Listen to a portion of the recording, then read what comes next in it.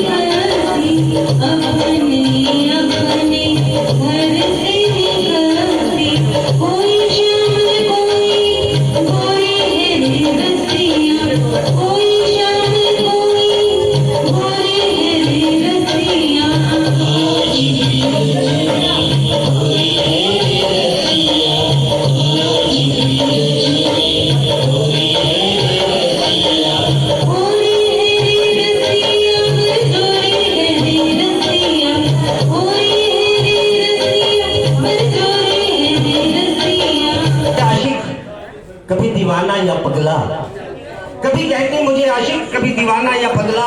भला की खूबसूरत है बड़ी मासूम सी अबला, न जाने कब मेहरबा हो कि मुझको फोन कर ले वो, इसी एक आस पे अब तक मैंने नंबर नहीं बदला। क्या बात है, वही नंबर है क्या? फोन जैसी चहक रही, मैं नोकिया जैसा पड़ा रहा।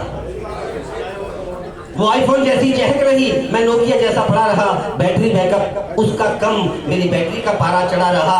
बन के ब्लूटूथ उससे जुड़ने जब मैं उसके घर पहुंचा, वो व्हाट्सएप से निकल गई, मैं फेसबुक सा चला। मैं एक दोस्त के घर पे गया, मैंने क्या देखा कि पति पत्नी में हो रहा था झगड़ा। पति पत्नी में हो रहा था झगड़ा, कम नहीं बहुत ही तगड़ा। पत्नी चिल्लाई जा रही थी, पति सुन रहा था खड़ा खड़ा। मैंने कहा भाई साहब कुछ तो बोलिए, मुंह तो खोलिए। मैंने कहा भाई साहब कुछ तो बोलिए, मुंह तो खोलिए। बोले भैया बहुत बड़ी गलती मुझसे माई गॉड हो गई है, बहुत बड़ी गलती मुझसे माई गॉड हो गई है। पत्नी का फोटो फेसबुक पर लगाना था, OLX पे अपलोड हो गई है। क्या बात है, पत्नी का फोटो फेसबुक पर लगाना था, OLX पे अपलोड हो गई है। बात यहाँ तक भी रहती तो समझ जाती, बात यहाँ तक भी रहती तो समझ जाती। शायद मेरे समझाने पर पत्नी समझ जाती। मुझे नहीं मालूम था कि मोबाइल मुझे फिर से दगा देगा। बात तो तब बढ़ी जब उसके फोटो पे किसी ने लिख दिया सन 1960 के कबाड़ को कौन लेगा। संता बंता के घर गया, क्या देखता है कि इस बंता कपड़े धो रहा है। कहता बंतिया कपड़े धो रहे हैं, मैं तो सुनिया सी तू नौकरानी रखी हुई है। कहता यार रखी तो सी, वो मैं उसके नाल ब्याह कर लिया।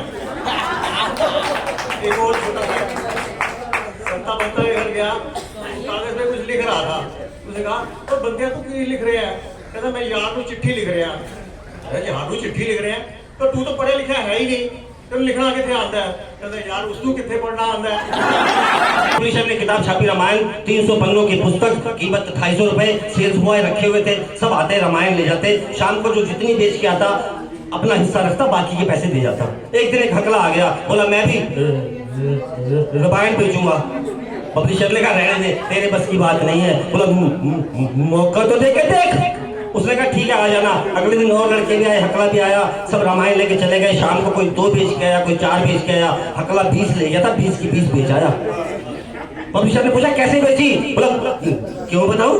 बोला बता तो सही कैसे बेची? बोला मैं जाके घंटी बजाता था, मालिक आता था, मैं कहता था ये रामायण है, धार्मिक पुस्तक है, 300 पन्नों की है, कीमत सिर्फ 250 रुपए है, तू खरीदता है या पढ़ के सुनाऊं? ने मुंह खोला, नाराज होते हुए मां लक्ष्मी से बोला हर वक्त आपकी पूजा करवाता है, मेरी और ध्यान भी नहीं दिया जाता है। तो माँ ने कहा, माँ ने उल्लू से कहा, मैं देती हूँ तुझे आशीर्वाद। माँ ने कहा, मैं देती हूँ तुझे आशीर्वाद कि मेरी पूजा से पहले सब औरतें तुम्हें पूजेंगी आज के बाद। तब से हर वर्ष दीपावली से 10-12 दिन पहले सब उल्लुओं को पूजा जाता है और सभ्य भाषा में बैलेंस हो गया, बैलेंस बना दिया आपने। तब से हर वर्ष दीपावली से 10-12 दिन पहले सभी उल्लुओं को पूजा जाता है और सभ्य भाषा में ये दिन करवा चौथ कहलाता है। साल का बच्चा अगर माँ से कहे माँ आई लव यू, तो माँ तुरंत कहती है आई लव यू बेटा। लेकिन अगर 16 साल का नौजवान माँ से कहे माँ आई लव यू, तो माँ कहती है पैसे नहीं है मेरे पास, अपने बाप से बात कर। 26 साल का नौजवान अगर माँ से कहे कि माँ आई लव यू, तो माँ पूछती है कौन है, कहाँ रहती है, बता मैं तेरे पापा से बात करते। 36 साल का नौजवान अगर माँ से कहे कि माँ आई लव यू, तो माँ कहती है पहले कहा था इससे शादी मत कर। दुखी हो के आया मेरे पास। लेकिन के बाद जैसे मरीज होश में आया, ऑपरेशन के बाद जैसे मरीज होश में आया, आते ही चिल्लाया डॉक्टर साहब क्या मैं पूर्णतया रोग मुक्त हूँ। सामने से आवाज आई बेटा डॉक्टर तो नीचे रह गया। डॉक्टर साहब क्या मैं पूर्णतया रोग मुक्त हूँ। सामने से आवाज आई बेटा डॉक्टर तो नीचे रह गया, मैं तो यमराज का पिए चित्रगुप्त हूँ।